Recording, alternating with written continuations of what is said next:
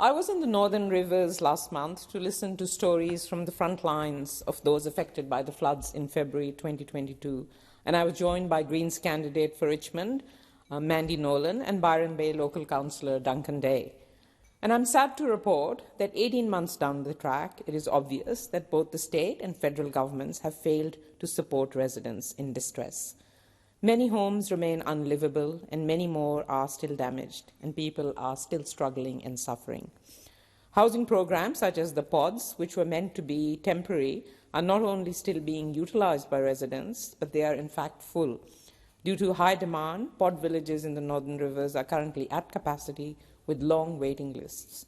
There is no certainty around how long this temporary accommodation will be needed for and where the funding will come from to keep it going. Climate disasters have a very deep and broad impact that cross different sections of the community, and their effects vary depending on who you are. In my visit, one cohort that really sticks out is women, in particular women over 50 and older single women. These women are often invisible to policymakers and decision makers. Women have always had to fight for equality. We know that. Gender inequality is a structural and systemic issue, and the link between climate and inequality is pretty clear in the Northern Rivers, and it plays out in flood recovery as well. These are women already impacted by the gender pay gap. They have less super, limited earning capacity, inability to access a loan, and limited savings, if any. These intersections of economic and gendered inequality are further exacerbated by the climate crisis. And these women feel sandwiched between being on the front lines of this climate disaster while also having primary caring responsibilities, such as looking after their parents, their children, and in many cases, their grandchildren as well. When the floods came, they lost their possessions, their cars. They were unable to get support to help with sandbagging or lifting furniture prior to the flooding.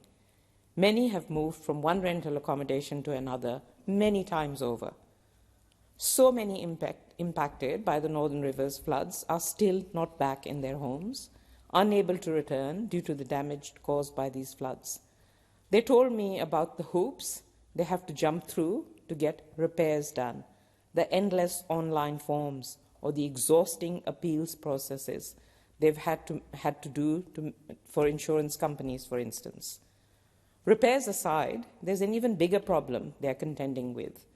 In Mullumbimby especially, there is no pathway to adaptability and the structural changes needed to their homes should there be another climate disaster and another flood. For example, insurance companies may cover the damage caused by floodwaters, but there is no money for raising the house. Governments need to step in now and provide the funds so that homes can be raised before the next flood. One woman, Noelle, whose house we visited to look at the flood damage, is still struggling to return to normal, and so is her community.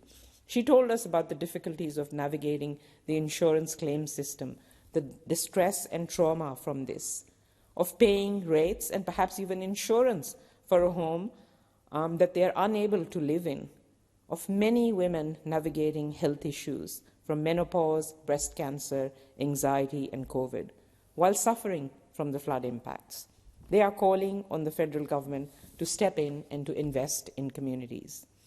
My Greens colleague in New South Wales Parliament, Tamara Smith, MP for Ballina, is calling on the New South Wales Labor government to step up and deliver the second tranche of funding that was initially promised to her community, because thousands are going without the buybacks, without retrofits, and without the raises to their homes that they need to survive future extreme weather.